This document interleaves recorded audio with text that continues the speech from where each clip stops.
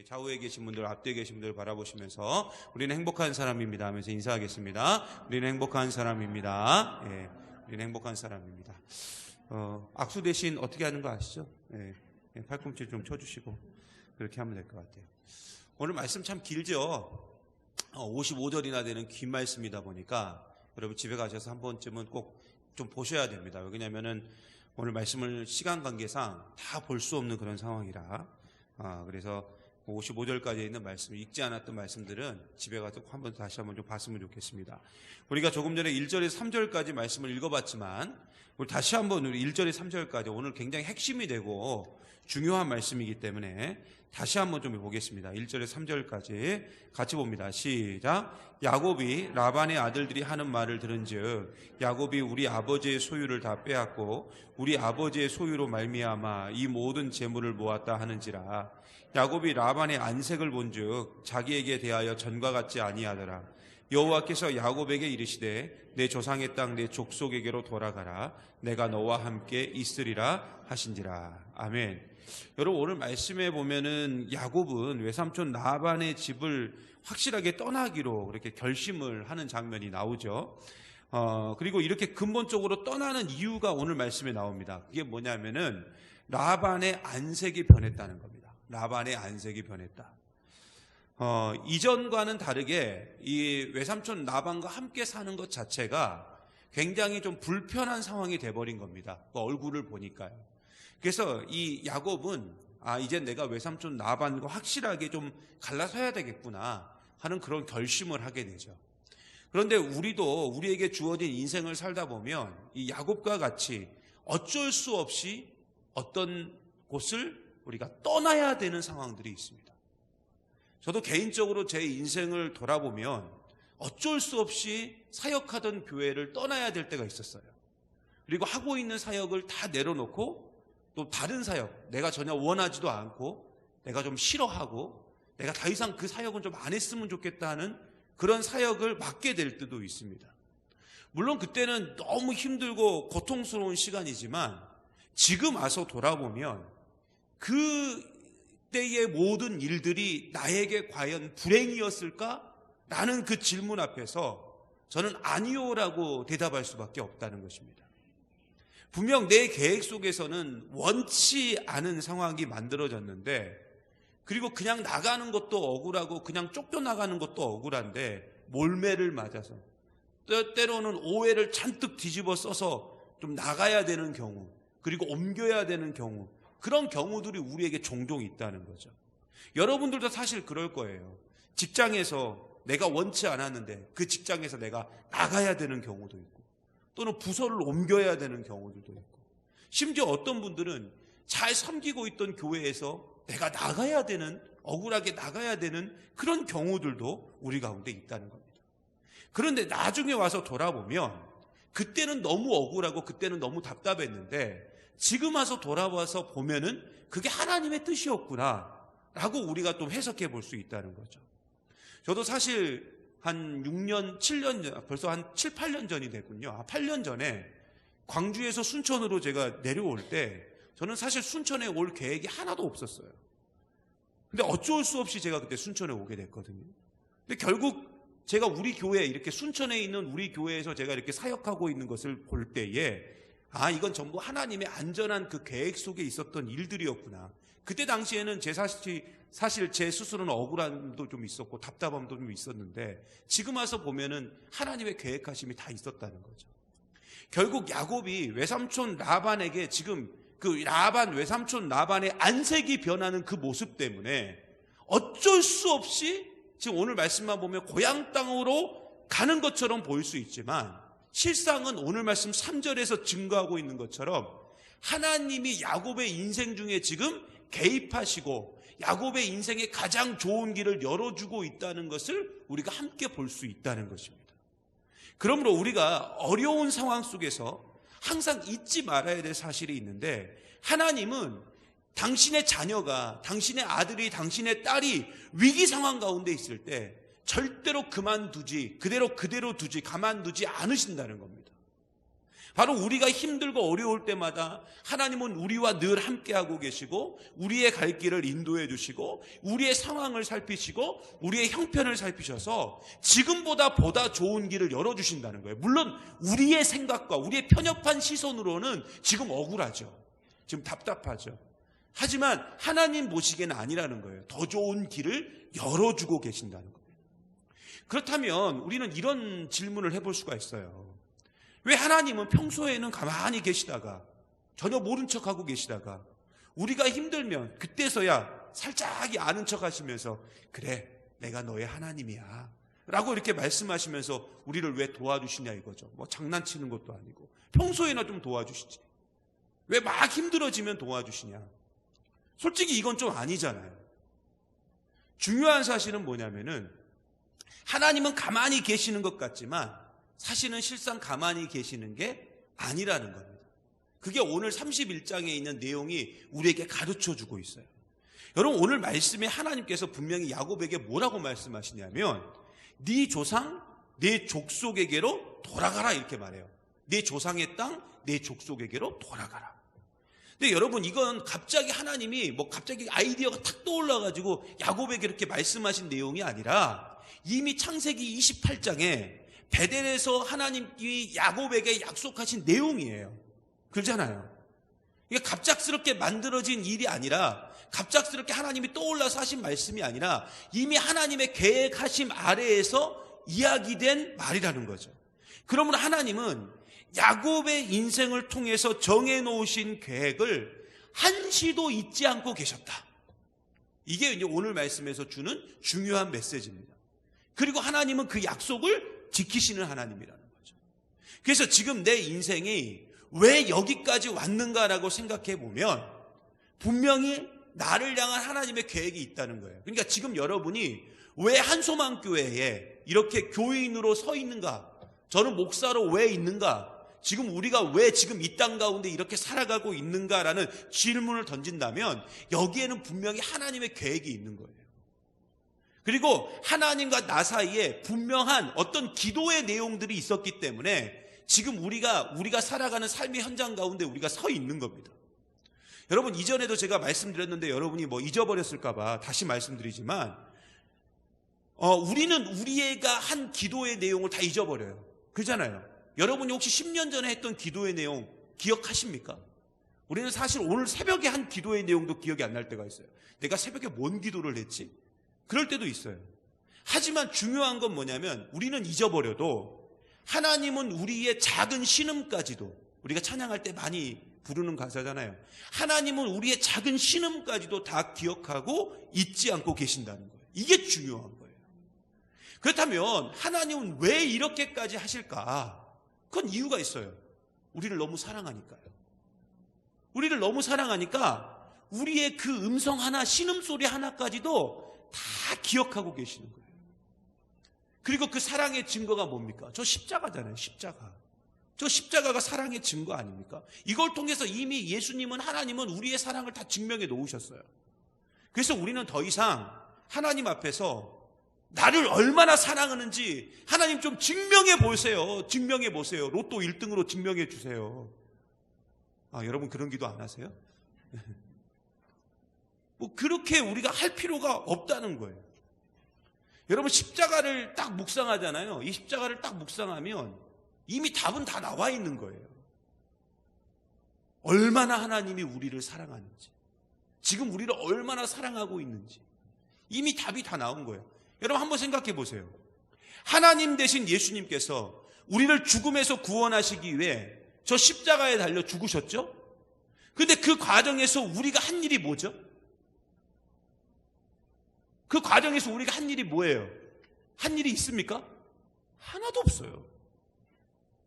하나도 없다고요. 결국 이것 자체로 얼마나 하나님이 우리를 사랑하시는지에 대한 증명이 다 됐는데 우리는 자꾸만 뭘 또 증명해달라고 자꾸 이야기를 하는 거예요. 하나님은 우리를 지독스럽게 사랑하셔요. 그래서 우리가 꼭 잊지 말아야 될 사실이 있죠. 하나님은 우리를 절대로 포기하지 않으신다는 거예요. 끝까지 붙들고 가십니다. 이건 이미 우리가 창세기의 말씀을 통해서, 아브라함을 통해서, 이삭을 통해서, 야곱을 통해서 충분히 우리가 함께 봤어요. 그러므로 오늘 우리가 이 밤에 눈물로 기도하는 기도에 하나님은 분명히 성실하게 신실하게 응답하신다는 사실을 여러분 잊지 마십시오. 제발 여러분의 기도를 과소평가하지 마세요. 쉽게 생각하지 마시라고요. 우리가 간절히 기도하잖아요. 그럼 하나님 다 들어주세요. 다 들어주신다고요. 좀 빨리 들어주실 건 빨리 들어주시고 천천히 들어주실 것은 천천히 들어주신다고요. 중요한 건 뭐냐면 응답하신다는 거예요. 다 기억하신다는 거예요. 여러분, 이어서 오늘 말씀 5절에서 7절까지 한번 보겠습니다. 자, 5절에서 7절까지. 이 야곱이 자신의 두 아내를 불러요. 라헬과 레아를 불러가지고 이제 하소연을 합니다. 하소연을. 자, 5절에서 7절까지 보겠습니다. 시작. 그들에게 이르되 내가 그대들의 아버지 안색을 본즉 내게 대하여 전과 같지 아니하도다. 그러할지라도 내 아버지의 하나님은 나와 함께 계셨느니라. 그대들도 알거니와 내가 힘을 다하여 그대들의 아버지를 섬겼거늘 그대들의 아버지가 나를 속여 품삯을 10번이나 변경하였느니라. 그러나 하나님이 그를 막으사 나를 해치지 못하게 하셨으며. 아멘. 여러분, 야곱은 자신의 두 아내를 부릅니다. 이 라헬과 레아를 불러요. 불러다가 막 그동안에 그 처가살이 했던, 또 막 종살이 했던 그 서러움을 이 두 아내에게 막 쏟아붓는 거예요. 막 쏟아부어요. 막 쏟아냅니다. 여기서 라반이 야곱을 몇 번 속였다고 나오죠? 10번. 근데 이 10번은 진짜 숫자적으로 딱 10번이 아니에요. 그러니까 뭐 야곱이 맨날 속일 때마다 숫자를 세고 있었다는 말이 아니라 이 10이라는 수는 완전수입니다. 완전수. 꽉 찬 수예요. 꽉 찬 수. 그러니까 굉장히 많이 수도 없이 라반이 야곱을 속였다는 거예요. 솔직히 남을 속이는 것 하나는 이 야곱을 이길 사람이 없거든요. 근데 라반은 그러한 야곱을 속인 사람이에요. 예. 사기꾼인데 또 다른 사기꾼한테 당한 거예요. 그러니 이 야곱 입장에서 나도 사기 하나 치는 거 정말 남 못지않게 잘하는데 내가 사기를 당하다니, 그런 거 있잖아요. 그래서 얼마나 억울했겠냐고요. 이 야곱 입장에서 인간적으로 얼마나 서러웠겠냐고. 이거 막 쏟아붓는 거예요. 이어서 오늘 말씀 8절과 9절 한번 볼까요? 8절과 9절입니다. 시작. 그가 이르기를 점이 있는 것이 내 삭시 되리라. 8절과 9절입니다. 8절과 9절. 지금 여러분 거기 보세요. 그냥 유인물 보세요. 유인물이 잘못 나왔나요? 안 나왔구나. 예, 죄송합니다. 8절과 9절 제가 읽어드릴게요. 여러분 성경 보세요.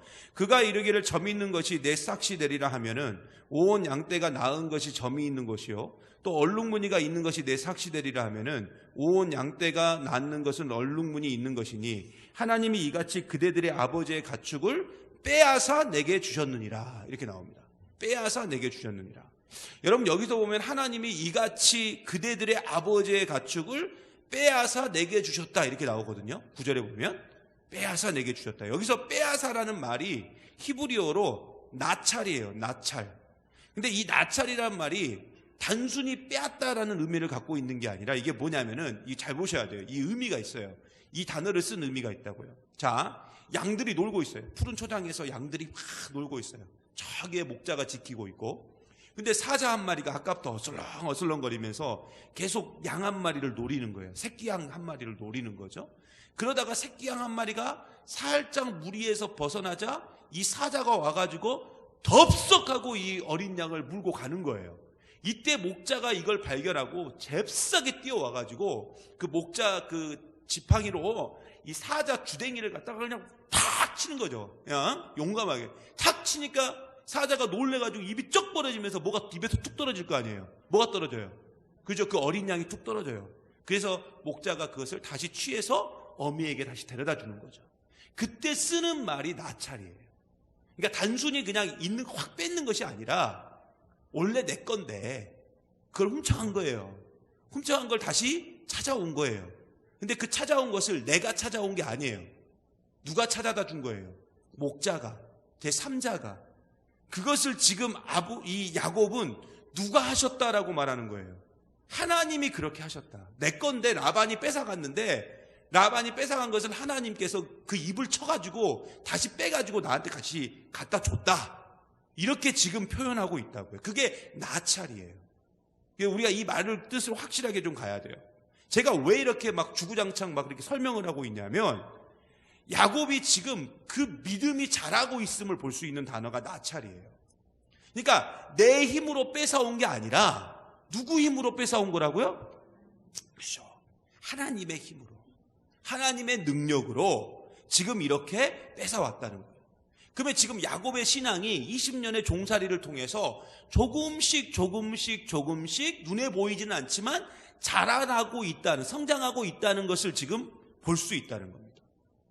그런데 여러분, 우리가 여기서 분명히 알아야 될 사실이 있어요. 결국 신앙이란, 믿음이란 그렇게 만들어져 가는 겁니다. 만들어져 가는 거예요. 처음부터 예수 믿고 완벽한 신앙 갖는 사람 없어요. 예수 믿고 처음부터 좋은 신앙 갖는 사람 없다고요.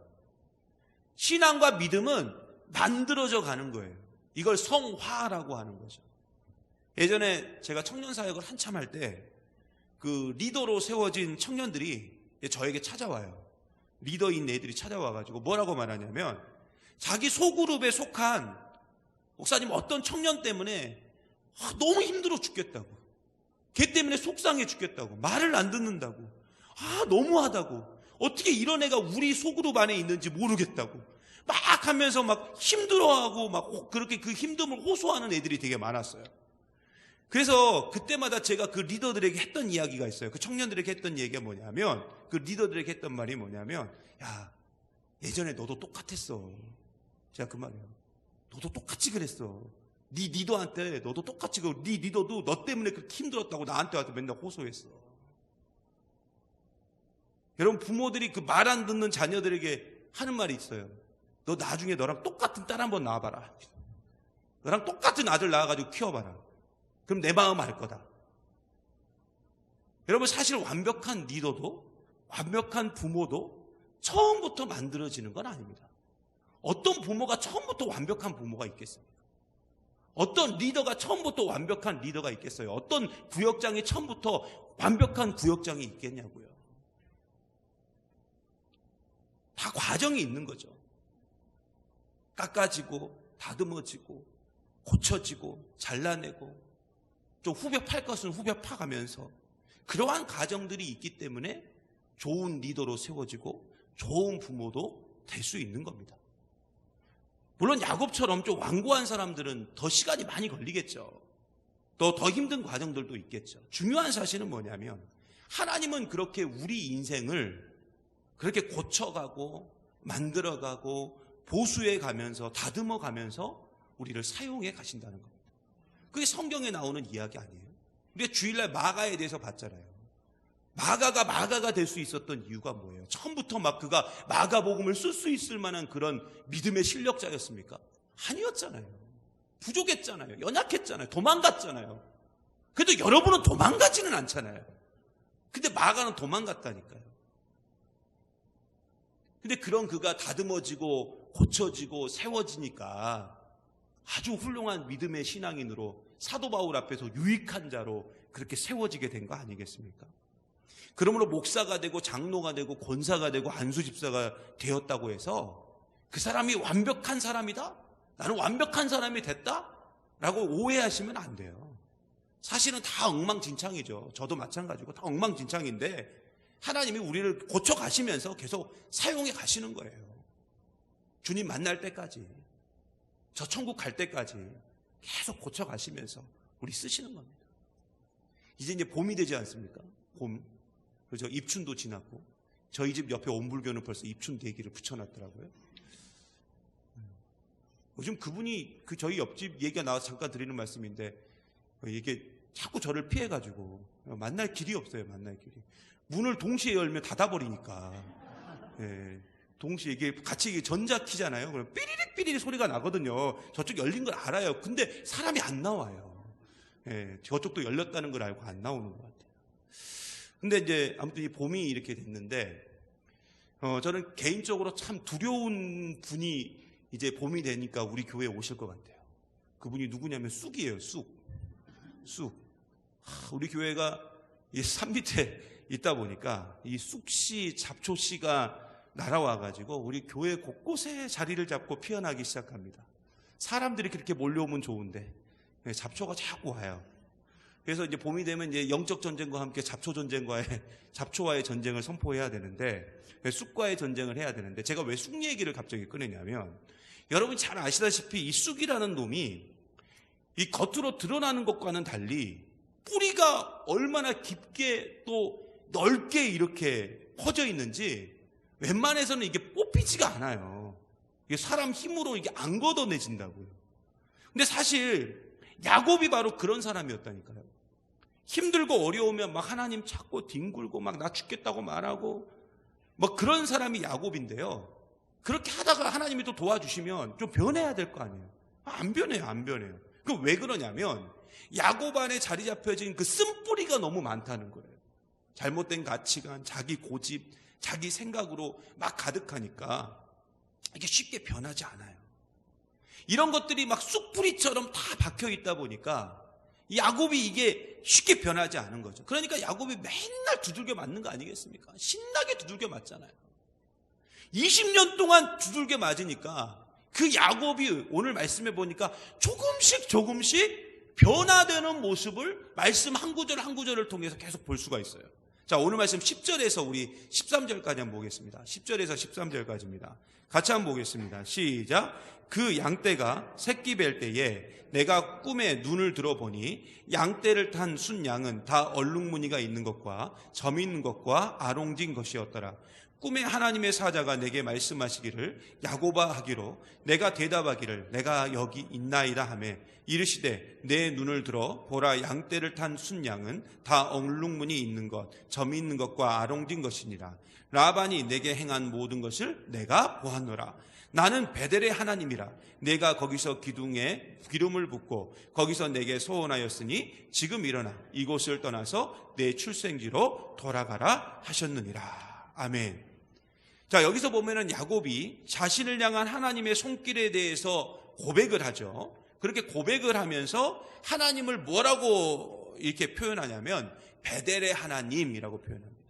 물론 하나님이 이제 야곱에게 그렇게 말씀하시긴 했지만 이건 야곱의 또 신앙 고백이기도 해요. 베델의 하나님이라고 표현해요.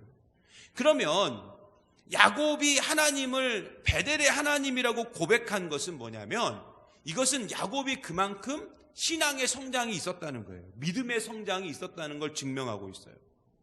그리고 야곱의 눈에 드디어 하나님의 계획이 보이기 시작한 거예요. 그 베델에서 하나님께서 말씀하셨던 약속하셨던 내용이 떠오르기 시작한 거예요. 그리고 그 떠오르는 약속의 말씀을 통해서 지금 상황을 딱 보니까 모든 게 다 보이는 거예요. 자기가 어떻게 해야 될지도 보이고 지금 왜 이런 상황이 이루어졌는지도 다 보이는 거죠. 그리고 하나님의 계획과 시간표 안에서 이 야곱이라는 한 인물이 만들어지고 또 그 실수를 통해서 하나님의 위대한 계획이 이루어졌다는 것들을 전부 알게 된다는 겁니다. 그리고 알게 되었어요. 그리고 야곱은 이것을 아주 조금이지만 하나님의 시선으로 지금 바라보고 있다는 것도 오늘 말씀 가운데 나옵니다. 그러므로 우리의 인생 중에 만나게 되는 수많은 시간들 속에서 우리는 희노애락을 경험하게 되는데 이렇게 경험되어지는 그런 희노애락을 통해서 하나님은 우리를 향한 계획들을 완성해 가신다는 겁니다. 그래서 우리는 우리 하나님의 눈으로, 그러니까 우리의 눈으로 내 인생을 볼 게 아니라 하나님의 눈으로 내 인생을 볼 줄 아는 그 능력이 우리 가운데 필요한 줄 믿습니다. 지금의 눈물, 지금의 아픔, 지금의 고통은 그냥 주어진 게 아니라는 거예요. 오늘 새벽 말씀을 기준으로 하면 유대인들의 생각처럼 죄를 지어가지고 벌받아서 주어진 게 아니라는 거예요. 분명히 이것은 하나님의 뜻이 있다는 거예요. 기쁨도 슬픔도 아픔도 질병도 그냥 주어진 게 아니라 다 하나님의 뜻 가운데 이게 주어진 거라는 겁니다. 그리고 이것은 하나님의 일을 이루시기 위한 하나님의 계획의 한 부분이라는 것을 아는 그런 수준을 우리가 가지고 있어야 된다. 이걸 지금 오늘 말씀 가운데 증명하고 있는 겁니다. 그렇게 될 때 우리는 살아가는 모든 순간이 다 하나님의 은혜였구나. 내가 지금 이렇게 된 것도 하나님의 은혜이고 이렇게 된 것도 하나님의 은혜이구나. 나는 탁월한 해석을 할 수 있게 된다는 거예요. 지금 야곱은 바로 그 단계로 이제 막 접어들기 시작한 겁니다. 이어서 오늘 말씀 14절에서부터 16절까지 한번 보겠습니다. 자, 14절에서부터 16절까지 같이 한번 보겠습니다. 시작. 라헬과 레아가 그에게 대답하여 이르되 우리가 우리 아버지 집에서 무슨 분깃이나 유산이 있으리요. 아버지가 우리를 팔고 우리의 돈을 다 먹어버렸으니 아버지가 우리를 외국인처럼 여기는 것이 아닌가. 하나님이 우리 아버지에게서 취하여 가진 재물은 우리와 우리 자식의 것이니 이제 하나님이 당신에게 이르신 일을 다 준행하라. 아멘.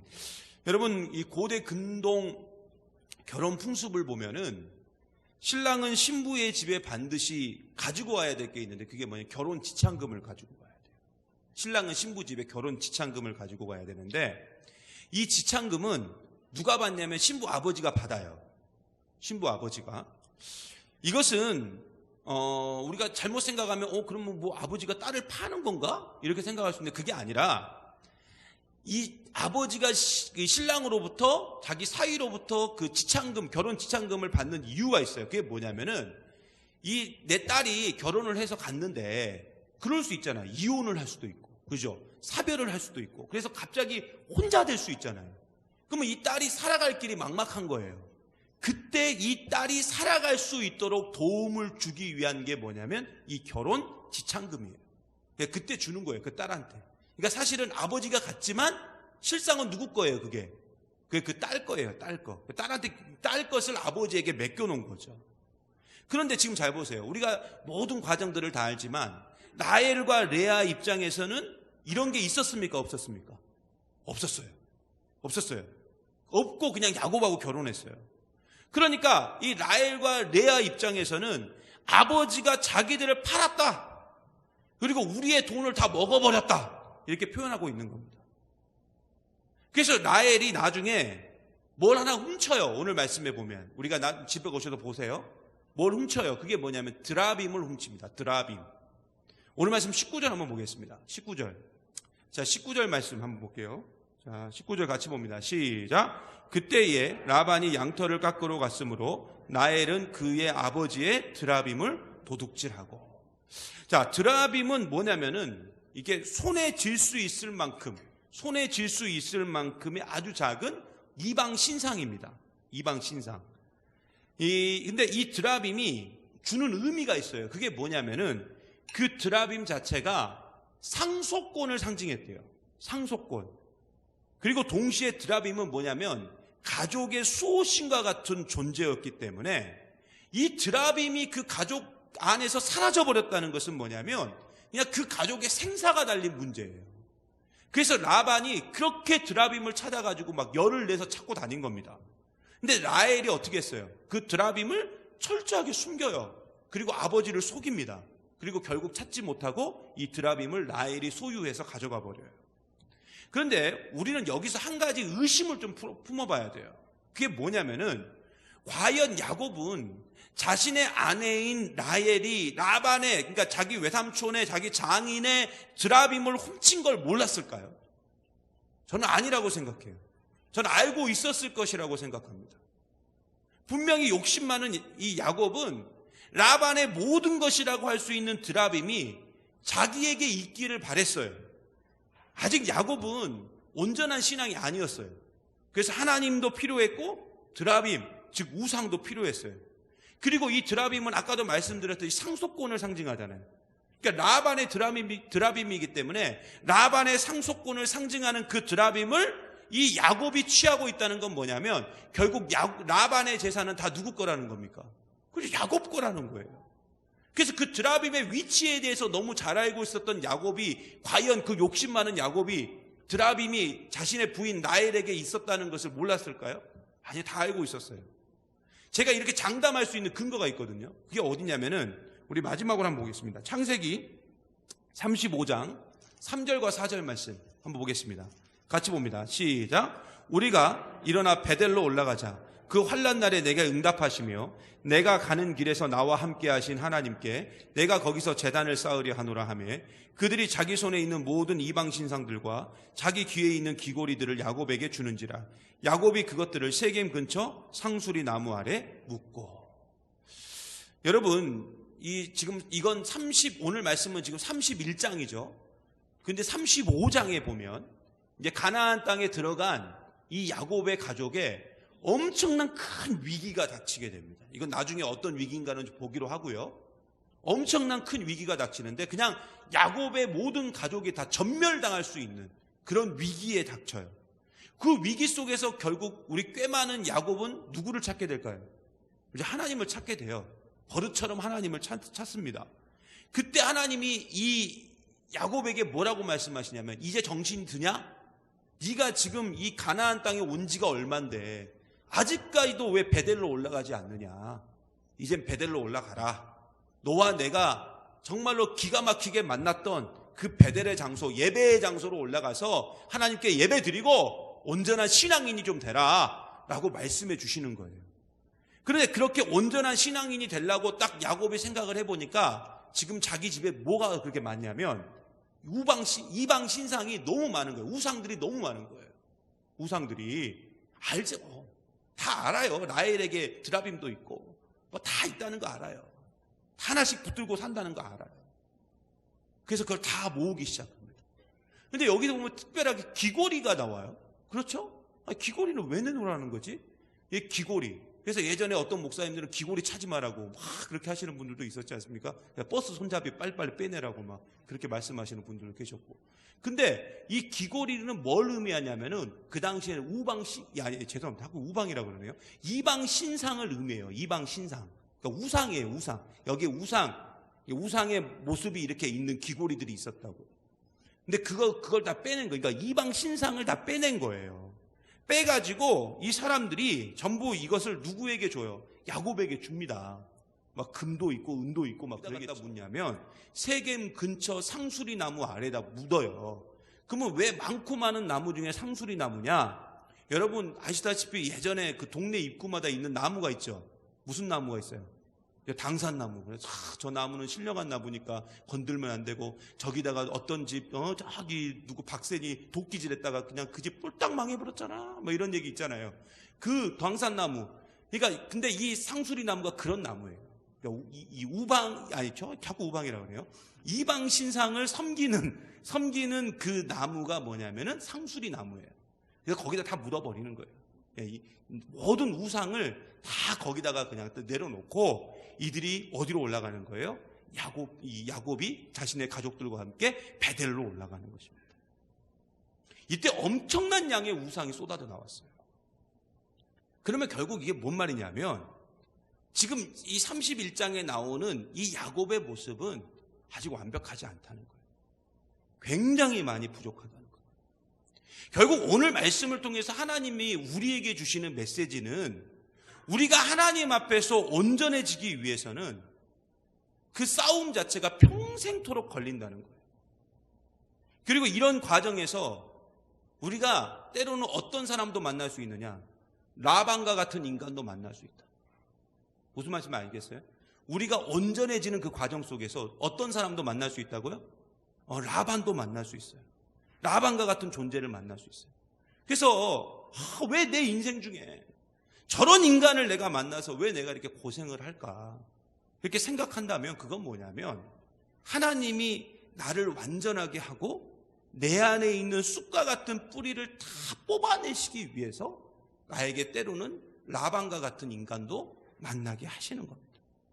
그러므로 내 인생 중에 만나게 되는 어떤 불행이나 답답함이나 정말 힘겨운 시간까지도 사실 보면 전부 나를 완전하게 만드시려는 하나님의 은혜라는 것입니다. 물론 우리는 인정하기 어렵죠. 그리고 굉장히 받아들이기가 어렵죠. 제가 그걸 왜 모르겠습니까? 인정할 수가 없잖아요, 사실. 말도 안 된다고.